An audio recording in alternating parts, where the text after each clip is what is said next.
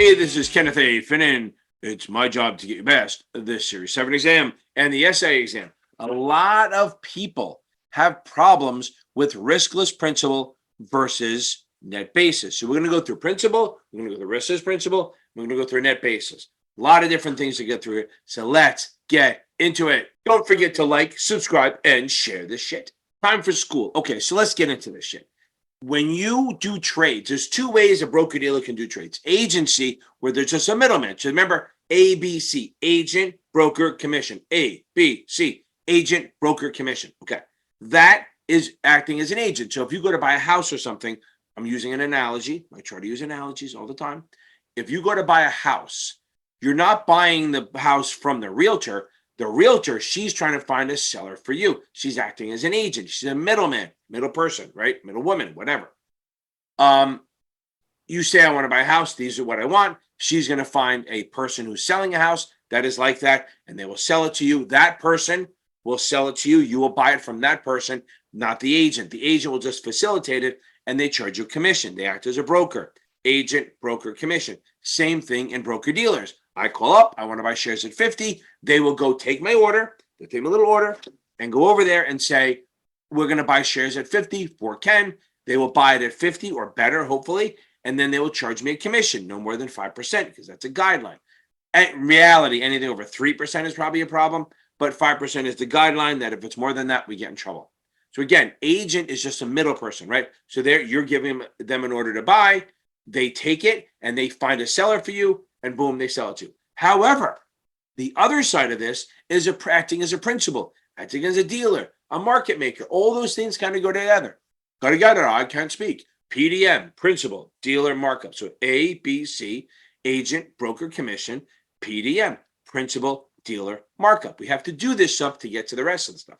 Now, as a principal, this would be like if you went to go buy a house from a realtor and she sold you her house and marked it up. So if you say, oh, I want to buy a 3-bedroom colonial, she goes, oh, I happen to have a 3-bedroom colonial. So she sells it to you for $100,000. Funny, must be like the 1980s. Sells it to you for $100,000 plus $5,000 as a markup. She's marking it up to charge you more, and that's her commission. That's your commission, like a commission. It's really called a markup. Also, when you go to a restaurant and you order a bottle of wine, you know you're buying a $6 bottle of wine, but they mark it up to $20 because they own it. There it is.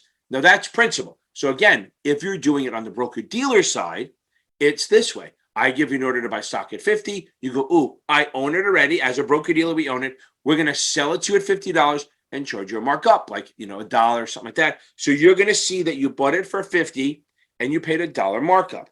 Now, if you're going to sell, and we're using our inventory, the broker-dealer is selling it to you out of their inventory. Makes sense. Now, the other side is if you're selling stock, you go, look, I want to sell 1,000 shares at 50. They go, you know what? We'll just buy it from you. So they'll buy it from you at 50, but only pay you 49. They're marking it down. You sold it at 50. That's what your report will say. That's what your confirm will say.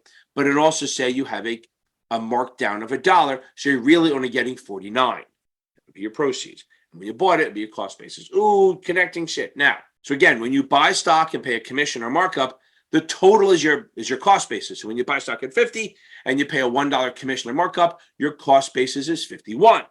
If you sell stock and you sell it at 50 and they charge you a $1 commission, you're only getting 49 because you sold it at 50 and you pay them $1, you're receiving 49.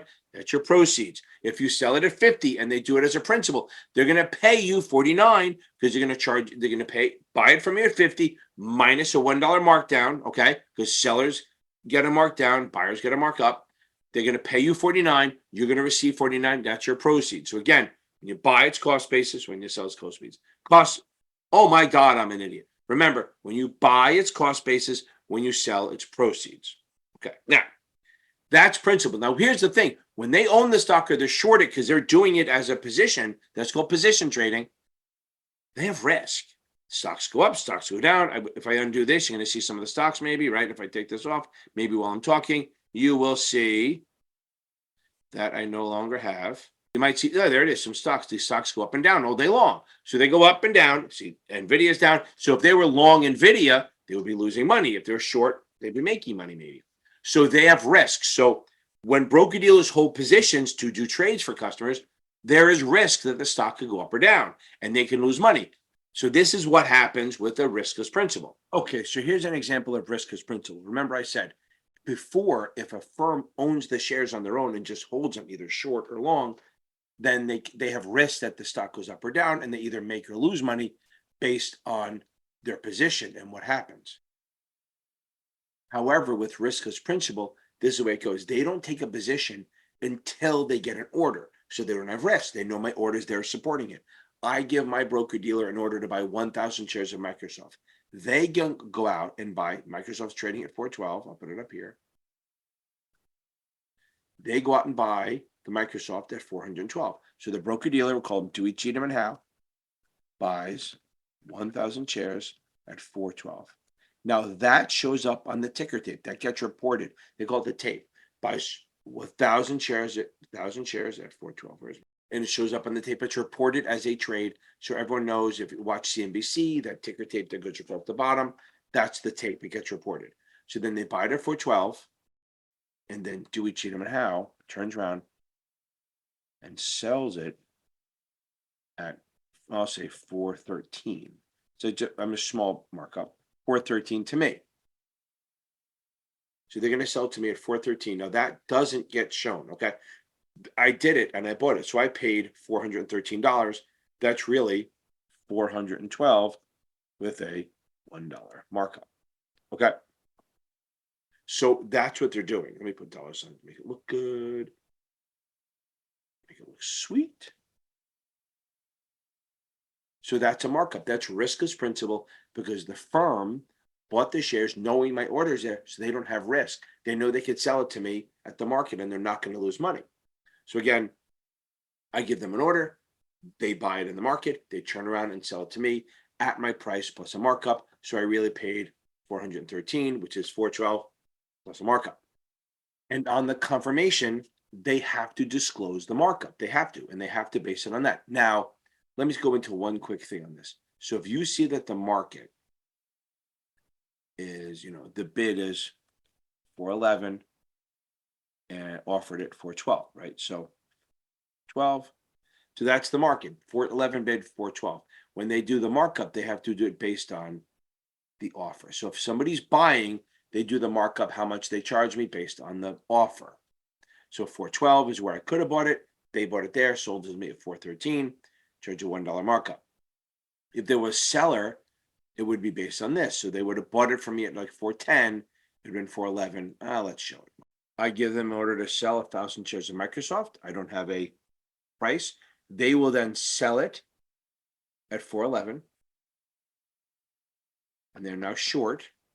And then they'll buy it from me at 410. So they make $1. They will sell it at 411, short it. Then they'll buy it from me at 410 and disclose the markup. So I will be selling it at 411 minus a $1 markup, which means I'll get 410 marked down. So they will pay 410 from me. I will receive 410, which is 411 minus a $1 markdown. That's literally how it goes. So if you buy, it's a markup. If it's a sell, it's a markdown. I might have said markup a couple of times, but make sure we got it. I offer to sell. They sell it at 411. They buy it back from me at 410, and that's really going to be 411 minus a $1 markdown. So buyers, if the customer buys, it's a markup. If the customer sells, it's a markdown. So now that's riskless principle. And on the confirmation, I have to show that $1 markdown or markup. It has to be on the confirmation. I have to know it's there. However, that's riskless principle. Net basis is a little different, and that I'm not going to disclose the markup or markdown, and it shows up as two trades. We'll get into that. Before I do a net basis trade, let me erase everything here. Before I do a net basis trade, what will happen is if it's a retail customer, I have to get permission to do it each and every time in writing. If an institutional, I can do what they call a negative consent letter, where I tell the institution, hey, we're going to be doing net basis trades. Are you okay with that? They don't say anything. Actually, I don't say okay. They go, we're going to be doing net basis trades. If you have a problem with that, let us know. So if we don't hear anything, then we assume they're okay with it. So that we have to get permission. If it's a retail customer, every time you do a trade, and net basis trade, you need permission. If it's an institutional, you get a negative consent approval when you open the account, and then you don't have to do it anymore. And the reason that there's an issue is because we're not going to disclose the markup or markdown. We actually had one. Let me do this story and then I'll tell you. So I get an order. I go to buy 1,000 shares of Microsoft. Okay, now it's trading. We'll see, go back to that. Microsoft is trading at 412. Like the dollar signs, right? We always have to have those, not those things. $412. So the firm, then the broker dealer, Dewey, Cheatham and Howe, will buy 1,000 shares at maybe less than 412, but we're going to say 412 for now, at 412, and that shows up on the tape. That is absolutely going to show up on the tape. So boom, it gets reported to the tape. It shows up on the ticker tape. Then they're going to turn around and sell it to me. Dewey, Cheatham and Howe sells to customer at 413.